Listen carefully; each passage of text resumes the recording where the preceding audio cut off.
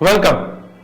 I have here with me Bishop Vianney Fernando, all the way from Kandy, Sri Lanka, and Father Simon Fernandez, the president of the committee for the cause of canonization of Joseph Vaz, now already canonized Saint Joseph Vaz. And today I want to ask Bishop, you have been coming to Goa very often, many times, even for giving retreats for the priests. Now, what is the significance today? You have come, especially today. That's right. Yes, Goa is very familiar to me because over the past 33 years, I am now Bishop of Kandy for 33 years. So, and I am the what is known officially as Actor Cause, namely the promoter of the cause, because St. Joseph Vaz's mortal remains lie buried in Kandy. And so officially, it is the Bishop of Kandy who had to promote the cause with the Holy See. The significance of this time's visit is that within 1 week of him being proclaimed a saint by Pope Francis, I wanted to make this pilgrimage to thank the Lord once again for the gift of this great saint. As I said, you know, the greatest missionary that Asia has ever produced. So this was a wonderful opportunity. I came along with the Caritas directors of all the dioceses. Therefore, in a way, we are a representative group of the whole country. And so that is how I am here. I hear that you have been very instrumental in this, to see Joseph Vaz be a saint today. You have been working very hard. What is that? What made you and what you feel today? Right. Naturally, I broke down when I went before Pope Francis after he declared Joseph Vaz a saint. I had to greet him in front of 600,000 people, and I broke down because that was all the pent-up emotion of several years. Of course, God in His good time, in His own time, will accomplish things. First of all, our gratitude must go to God Almighty, first of all for sending Joseph Vaz into our midst, and for the inspiration that he has been able to give us, you know, in saving the faith of our country.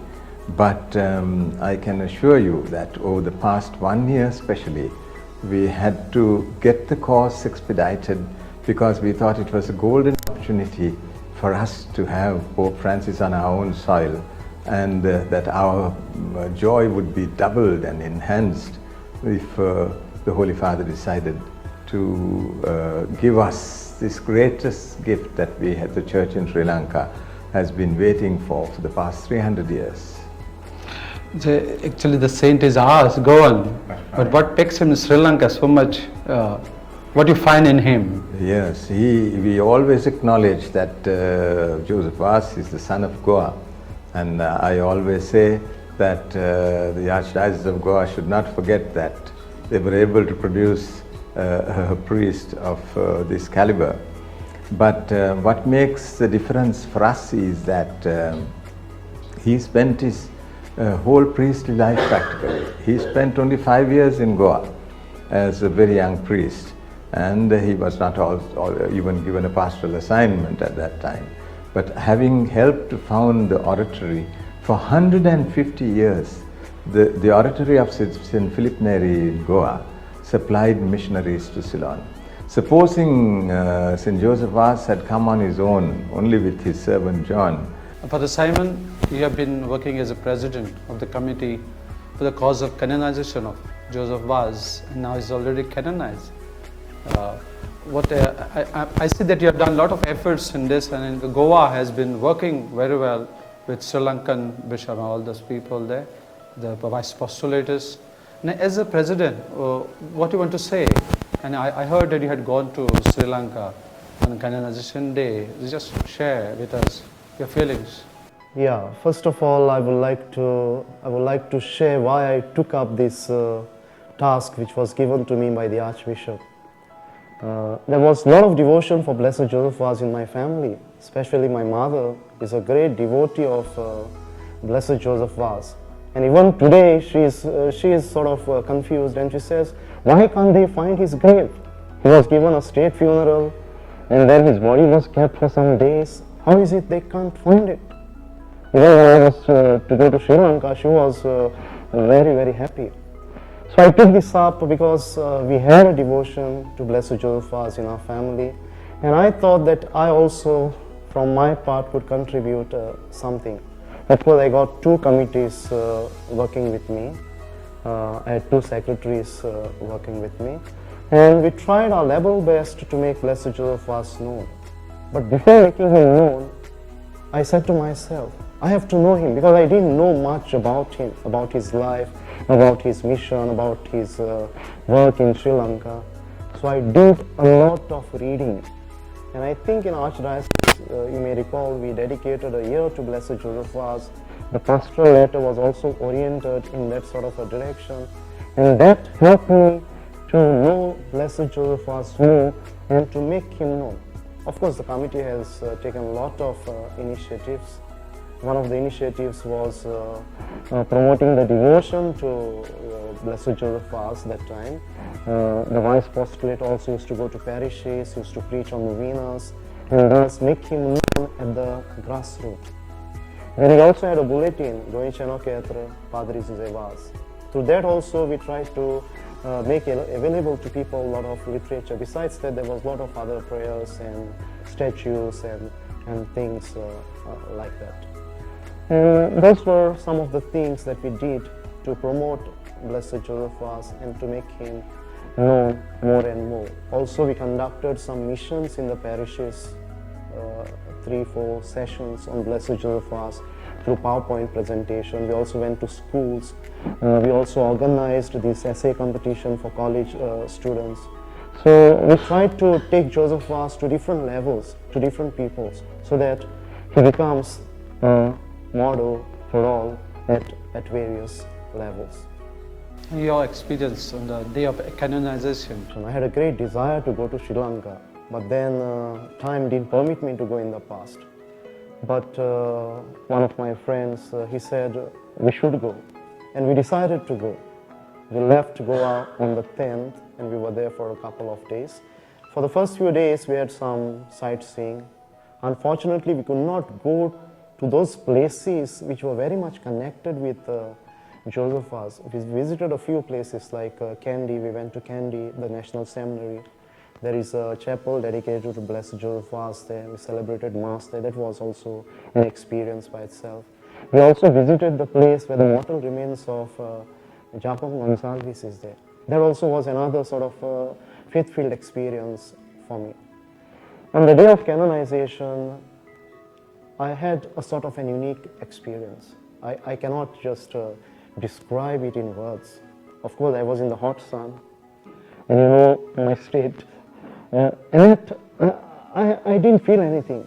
I thought I was just there. I was just there. And when Joseph was declared saint, I think that feeling of satisfaction overwhelmed me. It's a wonderful experience to see so many people, so many priests, and people, at least priests came maybe in the morning. But people were there from the previous day, they were in the hot sun, and they were just there, and you could see the joy on their faces. Another thing that I noticed in the people of Sri Lanka is they're very warm, they're very hospitable, they will smile at you, they will greet you. And in the parish where we went to celebrate Mass, I don't recall the place now, we could see that sort of vibrancy in the faith. That is what touched me also about the people. Yeah, Bishop, it took 300 years. You're saying he was a great missionary of Asia. So I think it is delayed in this process. That's a very good question. You know that he was the Vicar General of the Bishop of Cochin, and 2 years after his death, the course was introduced by Vasconcelos, who was the Bishop of Cochin, to the Holy See. And then you must remember that at that time, you know, communication was difficult, etc. They had to collate all the material, the oral traditions, and any other writings, because he had written a number of letters to his superiors in Goa, etc. So unfortunately, soon after Bishop Vasconcelos introduced the course, he died, and his successor somehow didn't take up the cause seriously. There have been, many instances of, as if, St. Josephus himself did not want, as he did not want publicity, he refused while he was in Ceylon. He did not want, perhaps, to be even his work was his message. So finally, it came to the responsibility of the church in Sri Lanka and Goa. The course is officially known as Causa Candiensis Seuguana. So that is how we have been working very closely, collaborating with one another. And for the Simon, I heard Bishop saying, our Goan Bishop, now cause of canonization. Now what is the cause now, future? Actually, I thought our task is over. But I think also what Bishop said today at the homily is also very, very important. He says with canonization or with statues, it's not over. Now we have to start. We have to start.